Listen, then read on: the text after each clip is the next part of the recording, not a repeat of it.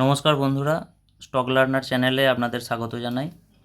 আজকে আমরা যে স্টকটা নিয়ে আলোচনা করব সেটা এলটিটিএস।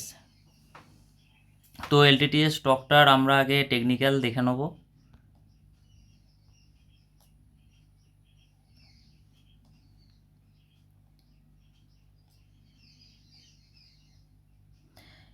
এলটিটিএস স্টকটার আমি সাপ্তাহিক ক্যান্ডেল খুলেছি। সাপ্তাহিক ক্যান্ডেলে যেটা দেখা যাচ্ছে, এলটিটিএস এখন প্রাইমারি সাপোর্ট লেভেলে ট্রেড করছে।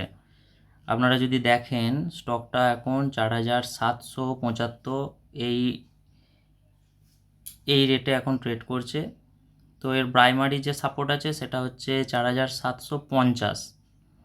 সেকেন্ডারি সাপোর্ট আমার যা মনে হয় সেটা 4500 এবং মেজর সাপোর্ট আছে 4250-এ। এলটিটিএস স্টকটা কালকে তার কোয়ার্টার রেজাল্ট আউট করেছে। আমরা একবার কোয়ার্টার রেজাল্টটার দিকে তাকিয়ে নেব। আমরা চলে যাব সরাসরি স্ক্রিনারে।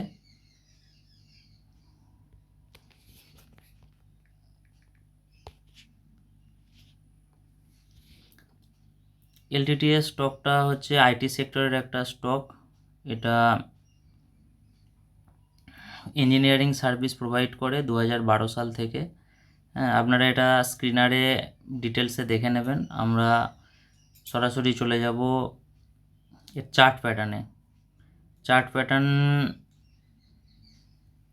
প্যাটার্নে প্রাইস এক বছরে স্টকটা যথেষ্ট ভালো রিটার্ন দিয়েছে। আর এর পি রেশিও 5 বছরের পি 37.5, এখন ট্রেড হচ্ছে 40-এর কাছে। সুতরাং স্টকটা আরেকটু কারেকশান দিতে পারে। তবে স্টকটা ফরচুন 500-এর স্টক। এর কোয়ার্টার রেজাল্টের দিকে তাকাবো আমরা।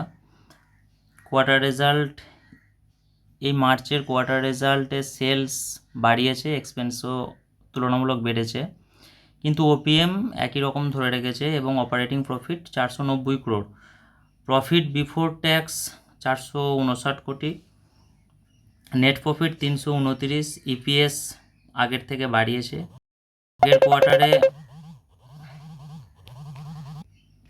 আগের কোয়ার্টারে 321 ছিল এবং ইয়ার অন ইয়ার দেখলে আমরা দেখব 323 কোটি, এখন 329 কোটি। তেমন কিছু জাম্প দেখাতে পারেনি। যেরকমভাবে স্টকটা ভেঙেছে সেই অনুযায়ী নেট প্রফিট জাম্প দেখাতে পারেনি, সেই কারণে স্টকটা একটু কারেকশান হচ্ছে। এটাতে ভয় পাওয়ার কিছু নেই, কারেকশান প্রত্যেকটা স্টকেই আসে। একটা নির্দিষ্ট অ্যামাউন্ট রিটার্ন দেওয়ার পর এই কারেকশানটা আশা করে সবাই। Dividend pay out 42%। আচ্ছা, নেট প্রফিট দিচ্ছে 1258 কোটি। আগের বছর ছিল 1110, তার আগের বছর 918, তার আগের বছর 2021-এ 673।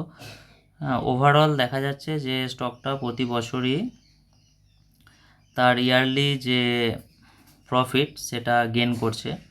আমরা দেখে নেবো একবার ব্যালেন্স শিটটা। ব্যালেন্স শিটে রিজার্ভ 4484 কোটি, বরোয়িংস 519 কোটি। তার মানে ভার্চুয়ালি এটা ডেপ্ট ফ্রি একটা কোম্পানি। ইনভেস্টমেন্ট অ্যাভারেজের থেকে একটু কম, 1494, 1500 কোটি আমরা রাউন্ড ফিগারে ধরে নিতে পারি ইনভেস্টমেন্ট হয়েছে। নেট ক্যাশ ফ্লো আগের বছর ছিল 273, এবছর এখনও আপডেট দেয়নি স্ক্রিনারে।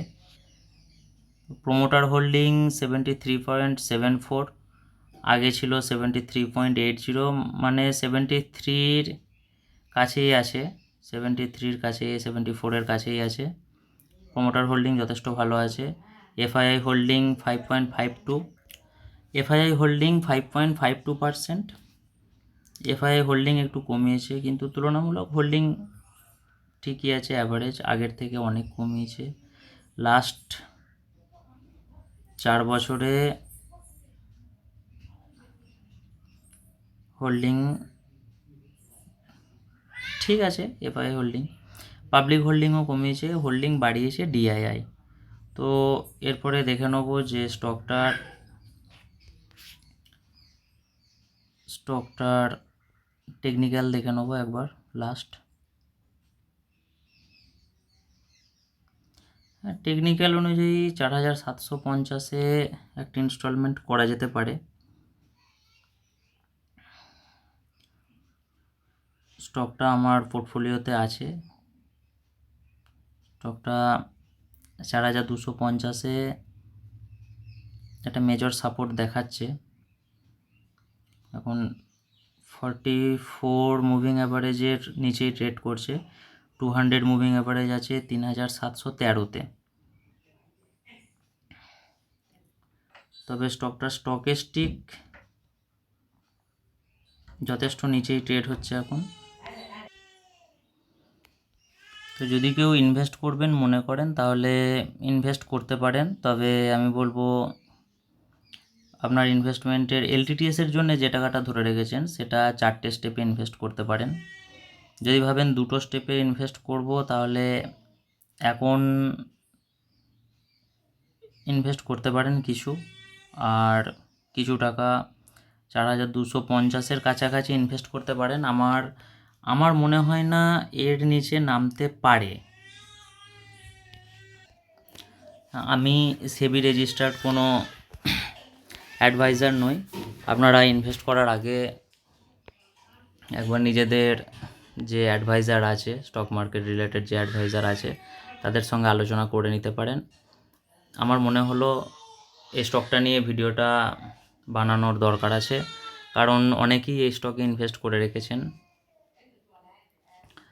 তো এই স্টকের ফিউচারিস্টিক অনেক বেটার। এআই নিয়ে স্টকটা কাজ করছে, রোবোটিক্সের ওপরে কাজ করছে স্টকটা। এই স্টকটা নজরে রাখতে পারেন। আজকের মতো এখানেই শেষ করছি বন্ধুরা।